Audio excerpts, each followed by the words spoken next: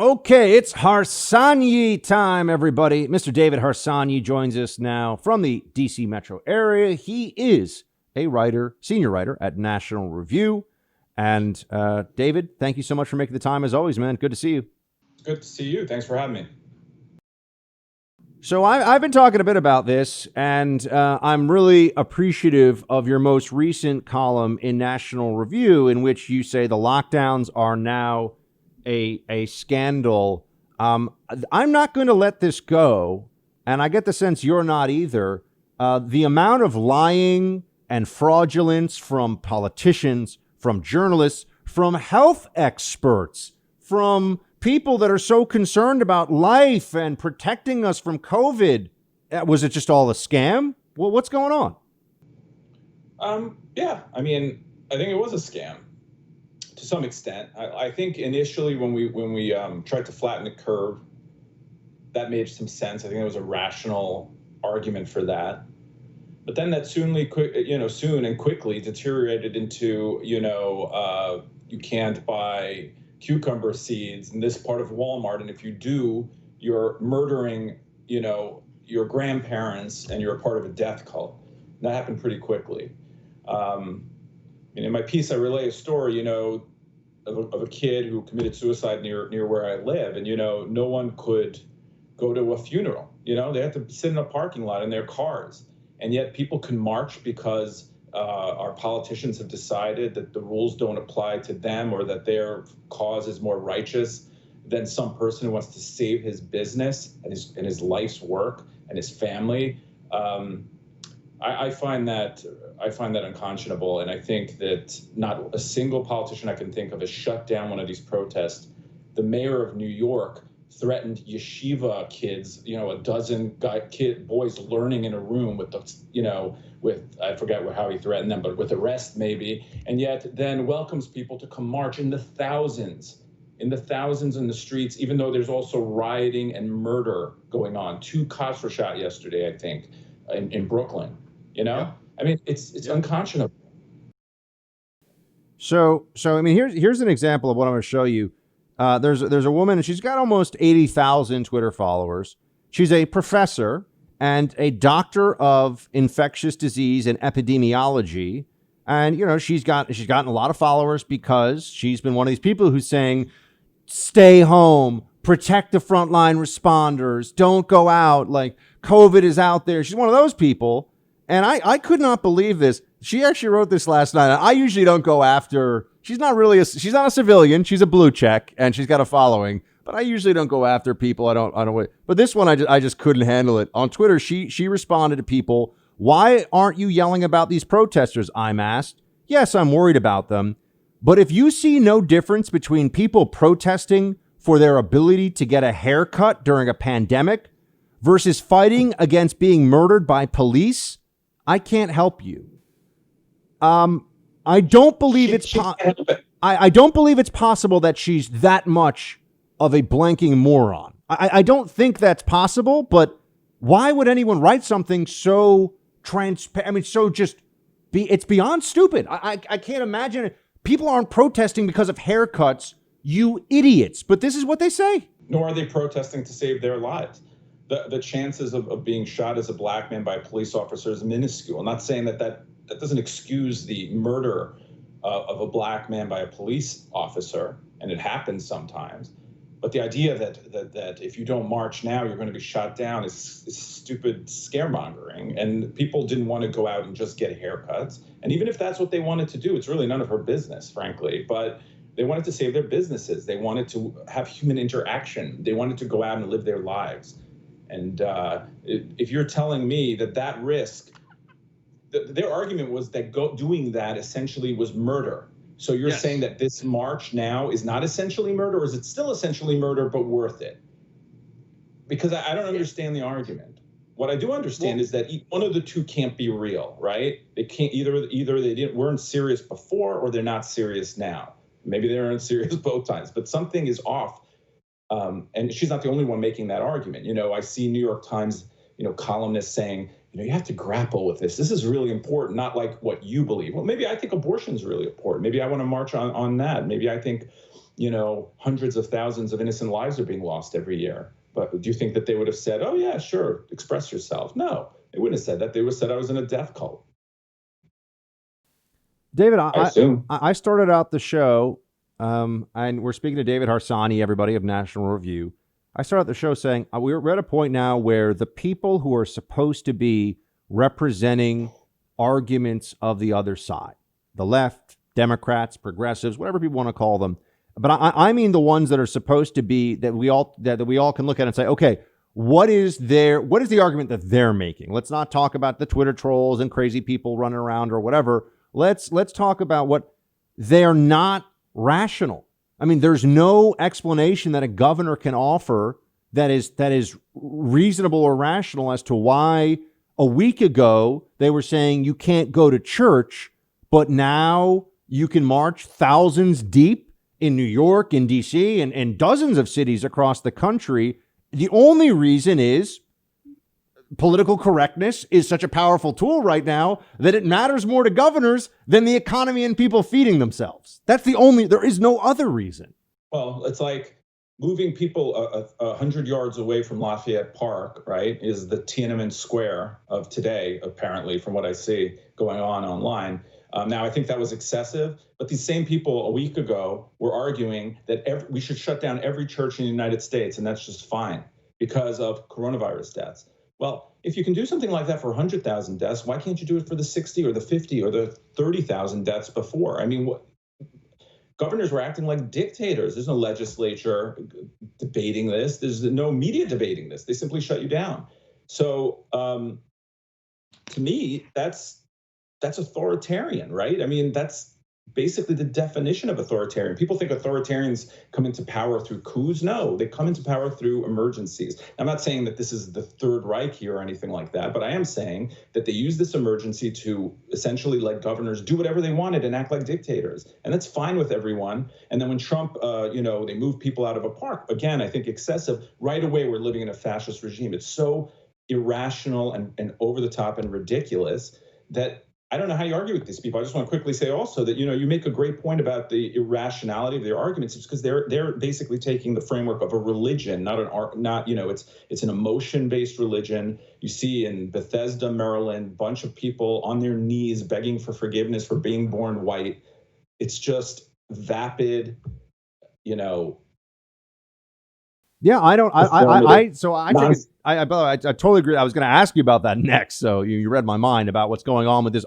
It is apologizing for whiteness. That is what is happening. People can try to call it something else. They can say that this is a coming together for social justice.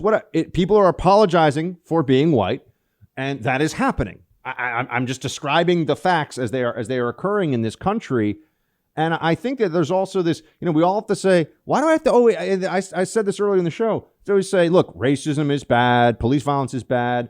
This is like before having a conversation about, about anything, having to say, murder is bad, stealing, although looting is not necessarily bad, but, why do I always have to say this stuff? Why do I have to pretend that I was when I always want to specify covering it, not like marching. I think everyone knows that. But I went to one of these Times Square protests and most of the people were morons. What they're saying is stupid. It makes no sense. They don't really care. It's all about I was there. It's all about taking selfies and everyone's kind of dancing around like screaming and stuff.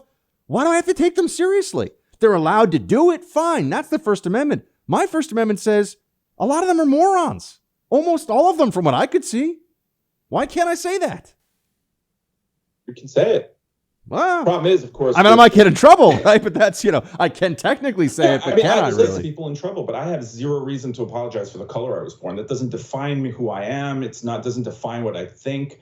More than that, I don't even, here's the thing. I'll just say it. I have, my grandparents had to survive, or some of them at least, were lucky enough to survive the Holocaust. And then we came here. I was never racist. They were never racist to anyone. They lived in the North. They never even Southerners, so they never even their ancestors weren't racist in any way. Why should they have to apologize for anything? They have nothing to apologize for, and they don't know anyone anything. I don't know anyone anything. And that's now a racist thing to say. I mean, a guy can get fired for saying the words "all lives matter." Yep. You can lose your job over something like that. Right. And this is the other thing I was saying, that this pretense that people are flippant about race and that we need to be reminded. Race is the issue that, to this day, you can try to just have a good faith conversation about with somebody, and you just even bring up a fact that they really don't like, you'll get fired. I mean, you'll get ruined. Everyone's, oh my gosh, we're all so terrified of this all the time. Bring up like race conscious laws like affirmative action, and all of a sudden, I'll never forget. This is from years ago. But I have a friend who was white and was at a diversity hiring event for his company. And he said, and he said out loud, and maybe, people could say that he claimed that there was some sarcasm or something, but he's like, well, we have certainly achieved a lot of diversity today. He was almost fired for saying that at a diversity hiring event because people didn't like him saying that we're hiring people for diversity reasons at a diversity hiring event. I mean, this is like the Kafka-esque world that we've been living in for a long time. It's worse now than ever. Drew Brees, I was like ready to storm the beaches of Normandy with that guy after what he said and how much he loves the flag and his ancestors fighting. And now he's apologizing.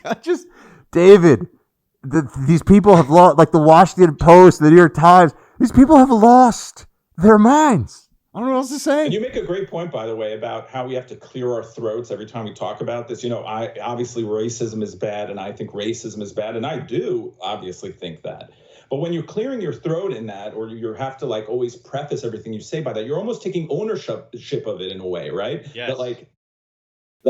It's David. When did you stop? When did you stop beating your wife, David? Can we just get you on the record? When did you stop beating your wife? Right. Now, I've written a lot of columns about this. I think police abuse is a problem. I don't think it's as widespread as everyone says. I don't think police departments are like, we got to get African Americans or anything like that. But there are problems and there are racists. This is not a utopia. There are bad people here and they need to be dealt with. But we can't even talk about policy because it's all just emotion. And every time you say anything about like that, you don't believe that there is actually, organized systematic racism in American society and our institutions, they will immediately say, what about this incident and this incident?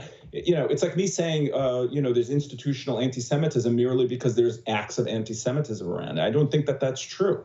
So it's just emotion, and it's impossible to argue with people who are driven, almost purely or mostly by emotion.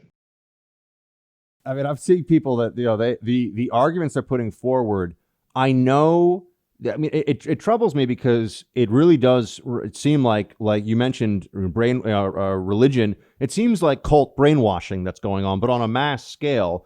No one can really think that, I saw this written on the internet, oh, you're just upset because you haven't been able to go like water skiing during the pandemic, whereas black people are fighting for their lives. It's like, hold on a second.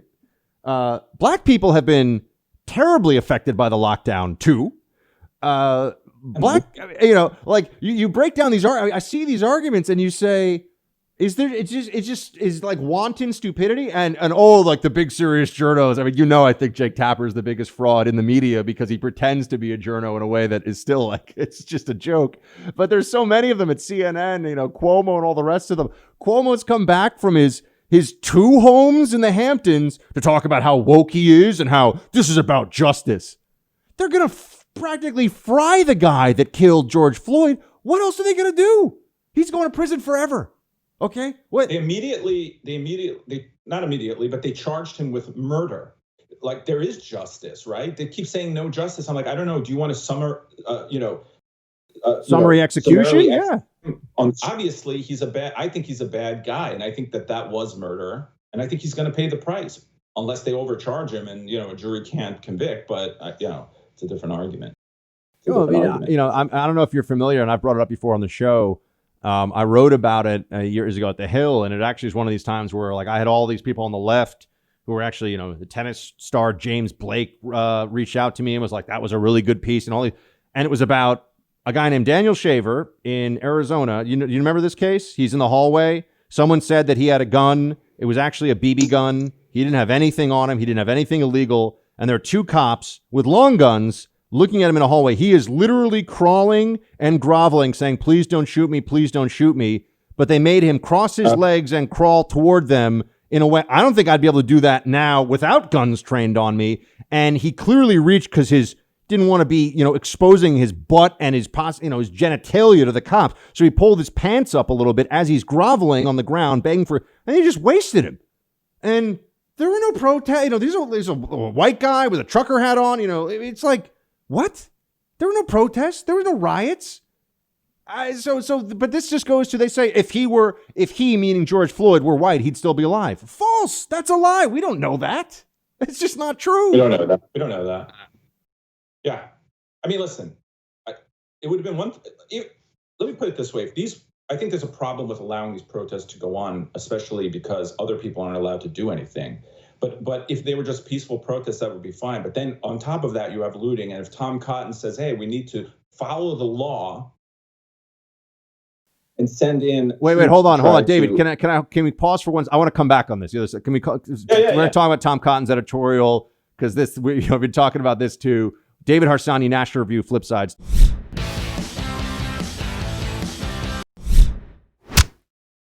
All right, we're back with David Harsanyi of National Review. We were just letting it fly here because I think everyone needs to just let it fly right now on how crazy the libs have gone.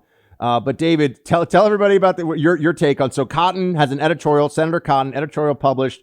Basically, we got to bring in the military. What's the reaction of the New York Times?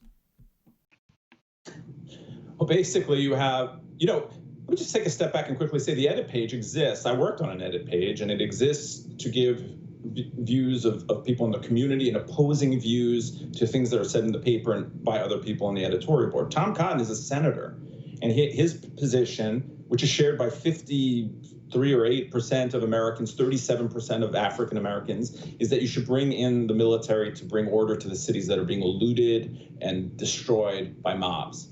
So the whole entire, most reporters, claim that the words written by Tom Cotton are basically violence and put their lives in danger. Meanwhile, there was a New York Times writer the other day who said that looting and destruction isn't really even violence, but words are violence. And this is their argument, which is irrational as well. Are you referring to the Pulitzer, the Pulitzer Prize winner behind the 1619 Project said that looting is not violence. That's who said it too. Correct. And listen, I am not a big fan of military in the American streets. I think the image is not good. But sometimes there's no choice. And it's completely within the legal, it's completely legal. Tom Cotton specifically says lawbreakers are the ones we need to go after.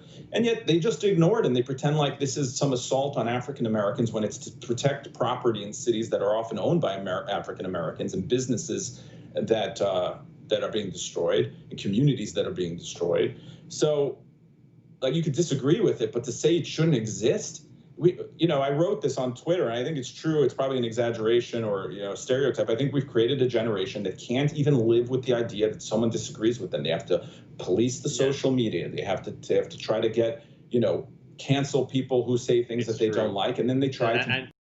And the high temples of liberalism have now become infected with this ideology too. But David, we got to leave it. Liberalism anymore. Yeah, I know it's authoritarianism. We got to leave it there. But David Harsanyi, everybody, National Review, check out his column. Great stuff, David. Thanks so much, man. We'll talk to you next week. Anytime. Thank you.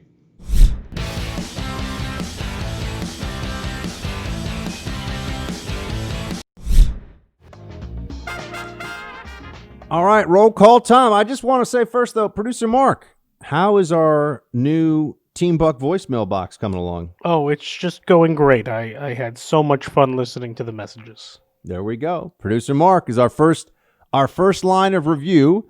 And producer Mark, can we play a few messages perhaps tomorrow on the show? Yes, I think I'll have a couple ready for tomorrow. And if anyone still wants to call in, I'll remind everybody to please keep them short and concise. And make sure your voice is clear. There we go. 844-900, isn't that right? I always get the 844-900-BUCK. Call in. You'll hear producer Mark's lovely voice, and he'll say, please leave a message, and we'll play this on air if we choose to. 844-900-2825, 844-900-BUCK. That, my friends, is how you call in and leave us a message. We'll play some of them on tomorrow for our Freestyle Friday, which we will start to bring back, which was never really that freestyle, but it was fun to say.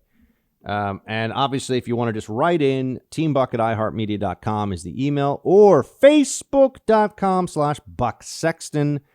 And make sure you go to bucksexton.com. That's a very important place for you to be checking in every day, and we'll be posting more stories there. Thank you so much for that. Rebecca kicks us off. Stay strong, Buck and producer Mark. We are praying for you out here in the Free States. One of the more obnoxious passes people are giving the riders is that the businesses being looted are, quote, heavily insured. As someone from the Hurricane Michael ravaged panhandle of Florida, being insured does not mean your business is unharmed by destruction. Insurance companies will fight over every penny, skirt the line of fraud, and drag out the process as much as possible. Big corporate stores are not exempt from this. Many of our big stores took over a year to come back. Some never will, and some are still fighting their insurance to get enough to rebuild almost 2 years later. This is purely willful ignorance on the part of the media. Yeah, Rebecca, you're completely right, and it's very important perspective for everybody to have. I mean, think about it this way. It'd be like if you got hit by a car where people would be like, oh, you got insurance. So, no financial problem there. You're fine. Really? Because, as we all know, insurance companies, and I'm not trying to beat up unfairly on all insurance companies, but, they're not there to they're not there to, generally speaking, do the generous thing. They're there to do the bare minimum they absolutely have to do under the most extreme interpretation of facts, events, and the contract in their favor. That's how insurance works. It's not, oh, yeah, we feel bad. Your store got hit. Here's the check for everything. Start your business back up. Nope. Not how it goes. It's going to be, oh, I'm sorry, you had looters come through. Did you have the 3 locks for your rear door of your business specified on page 272 of your insurance contract? No? Oh, that's negligence. That's what ends up happening. So just remember that. When people go, they have insurance. Yeah. I thought we have insurance for healthcare, and how's that working out for everybody? Sometimes it's okay, sometimes it's not. Ben, hello, Buck. I am from Toronto. Called into your show a few times back in the OSS days when you were at the Blaze and I was still in university. I've been spreading your show to friends and family for years, telling them that you were going places. Thanks for proving me right with your recent conversations with the president. Ben, thank you so much for writing in and staying with me over the years, man. I really, really do appreciate that. It is very meaningful to me, and I thank you for it. So, yeah. Shields high. Ben. Hello, Buck. Oh, no, we just did that one. Matt. Hey, Buck. We love your show. Matt, the show loves you. I listen with my 3-year-old daughter in the car. Oh, man, that's really cute. Thank you so much. What's her name? She thinks your Hillary is hilarious and will randomly screech, hello, around the house. You guys should really think about coming to Nashville. No state income tax, and we just passed the first hurdle to becoming a constitutional carry state. Shields high. Matt, I love Nashville, man. I want to get back there as soon as I can. So I'm a big Nashville fan, no question about it. Catherine, hey, Buck, love the show. Catherine, we love you. An avid horsewoman and helmets are always a heated issue. I'm an avid horsewoman and helmets are always a heated issue in the industry. I sometimes wear one and sometimes don't, but the funny thing is the only time I've come off my horse was when I had a helmet on. One such incident resulted in a fractured ankle and a crack in my new helmet from being kicked, even though I still think helmets are a to each their own topic in the horse world. Learned something new today. However, I feel that helmets should be required for motorcycles due to the high speeds and being near multi-thousand-pound vehicles at such speeds. Yes, horses have a mind of their own, but so do the drivers of other cars. Producer Mark, will you promise us that you will wear a helmet when you're horseback riding? I wouldn't want to harm the horse, so I would probably never go horseback riding. Yeah, you're more of a dressage guy, right? I don't even know what word you just said. It's like fancy horse dancing when you ride the horse and it like dances side to side and stuff. What do you do in your spare time? I know about some things. I know about some stuff, you know? You're the only one. I think you just made this one up. No, this is There's for no real. way You that's check true. it out. You can check it out. I'm telling you. And, if the people watching, though, they have to be drinking tea off of little china, and have to wear a monocle, or if they're ladies, they have to wear like a really big fancy hat. I think I would have to be drinking something else for that to make any sense to me. Yep. That's a fair point. You got a fair point. By the way, we do have to go drinking out on the street when restaurants open up in June, which I said we would be doing in March. And here we are in June. It's happening. You remember that? I do. Yeah, I was right. The buck was right. I'm just saying. I'll have to find New York City again.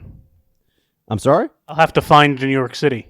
Yeah. Haven't been there in a while. Stuck across the river. You know that there's jet skiing in the Hudson River? I got to find out where I can do this. I've always wanted to go jet skiing, but I don't know about the Hudson.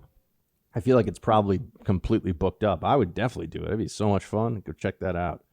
All right. Mike writes, it's obvious the officer was wrong, but after watching images of LAPD officer and sheriff's deputies take a knee with protesters, I'm wondering if 12 people can be found anywhere in the country who has not already decided, not just by his guilt, but his intent as well. This is probably true for the assisting officers. By the way, producer Mark reminds me of the guy when I was growing up who was always right. If the rest of us got caught in a sudden downpour of rain, he's the one guy with an umbrella. If we tell him that he's lucky to have one handy, he'll respond along the lines of, no, it's not luck. I checked the weather before leaving. Everyone knows there's a slightly than higher average chance of thunderstorms this time of year. Listen to producer Mark. He does his homework. So is this your cousin, Mike? Producer Mark? No, I've never met this person before in my life, I swear. I mean, I do have an uncle, Mike, but it's not him. Fair enough. Terry. But yes, you are often right. Terry. Hey, Buck. Longtime listener. I was in Providence yesterday morning and witnessed the firsthand protests. I was posted near the ruckus location, but safely away from the chaos. It was nearly impossible to find any person truly honoring George Floyd's death with a demonstration. Most of the people there were there to cause violence or mayhem or witness the destruction to later post on social media. There was one police car lit on fire, several police officers injured, fires lit in various places around the city, stores looted, chain stores as well as local family-owned, and state vehicles such as DCYF lit on fire. The governor called what occurred not as protest, but as an organized attack on our community. Now the State House looks like an armed camp with National Guard posted. We need more leaders to call out these attacks and then continue to go on the offensive by using the courts to impose lengthy sentences for those bent on causing harm to the community. Maybe these snowflakes will think twice before throwing that rock if they thought they may not enjoy their freedom while locked up with some really dangerous individuals. Shields high. Well, Terry, we're glad you're safe, and thank you for bringing us that perspective from Providence. That's so interesting because I haven't even seen... Producer Mark, had you seen Providence in any of the stories about about riots and such? No, I haven't. Yeah, I didn't even know that was happening in Providence. That just goes to show you, I mean, I keep bringing up the New York and D.C. cases because the media are primarily, if not located, at least headquartered in New York or D.C., anything that happens there is magnified more than it will be in other parts of the country.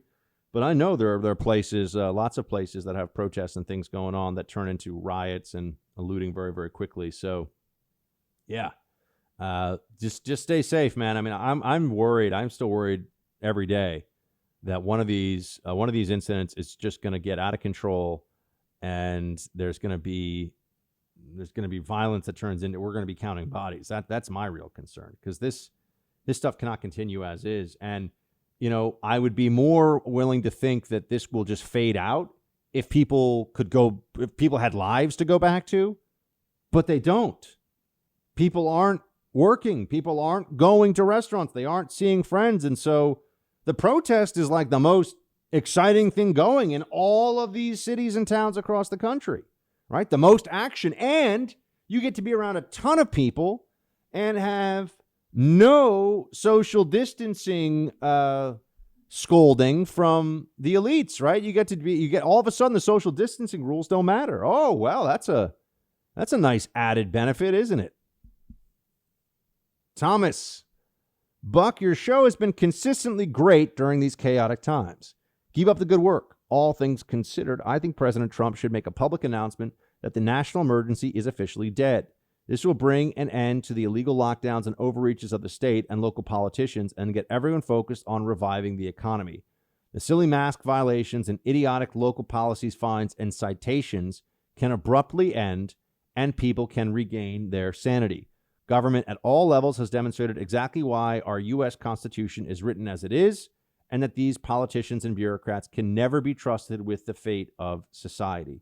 The consequences of what they have done must become folklore and passed on as a cautionary tale for generations to come. Shields high. Thomas, thank you so much. And I agree that we've learned some very important, powerful, but unfortunately painful lessons during this period of time. We have certainly seen that there is an inability for the government to admit when it's wrong, that government overreach is a big part of what our concerns should be about government power all the time. And they're incompetent. They can't keep you safe, and they can ruin. I mean, the government can ruin anything. Government can absolutely ruin anything. So yeah. And whether people will, I mean, you did the silly mask violations and all this stuff. Yeah, I think a lot of people are going to hold on to this because they like people. You have to remember, many of them like to be controlled. They like to be told what to do. This is why there are some fundamentalist cults and extreme interpretations of religion that are popular with people, because they like everything to be set out for them. And some people, they recognize freedom as risk, as trouble, as concern, as anxiety. So they'd rather have everything determined for them. I'm not one of those people. You're not one of those people if you're listening to this show. But there's a lot of them out there. Justin. What? Hold on. We'll be right back with more Roll Call.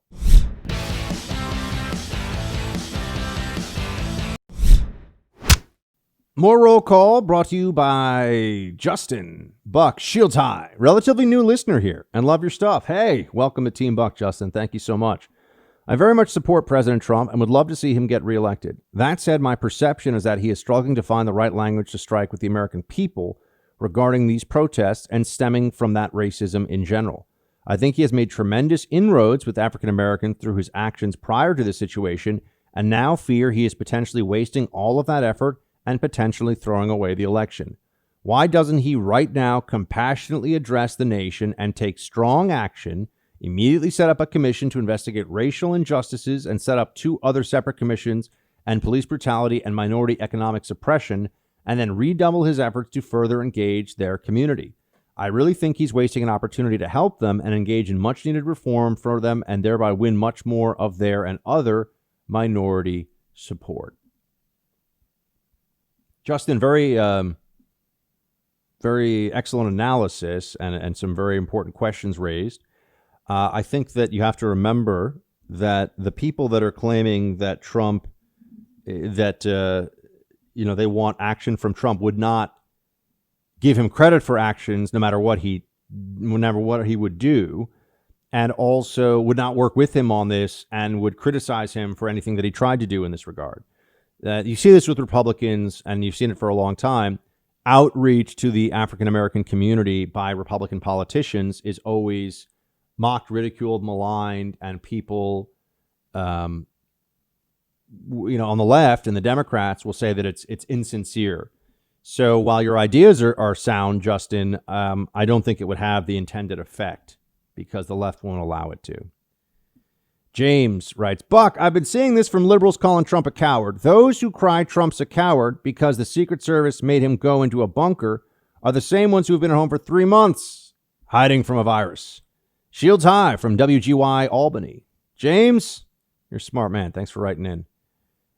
April writes, Buck, you're by far my favorite podcaster. Thank you for so much what you do. Well, April, thank you so much for writing in and the kind words. You're also writing, I'm concerned that Trump supporters or lukewarm supporters will get worn down with all of this by the end of the election, or by the time the election comes around. We've had to deal with years of bogus allegations and investigations. I'll vote for Trump, but I'm worried that others will not just be able to handle the harassment and the stress of it and back off. Well, that's what the left is hoping, April, so we can't give them what they want, but I agree with you that suppressing Trump support is definitely a goal they have here. Sydney, hey, Buck. Recently came across your podcast. Have to say, I love it. I'm extremely appalled by the acts of these riders across the country. I don't tell many people my political standpoints because where I'm from is becoming more blue. I appreciate your podcast and thanks for speaking the truth. Sydney, great to have you. Thank you. Tell some friends about the show. Welcome to Team Buck. And that's going to be it for today on the show. Out of time. Back tomorrow. Same time, same place. Shield still high.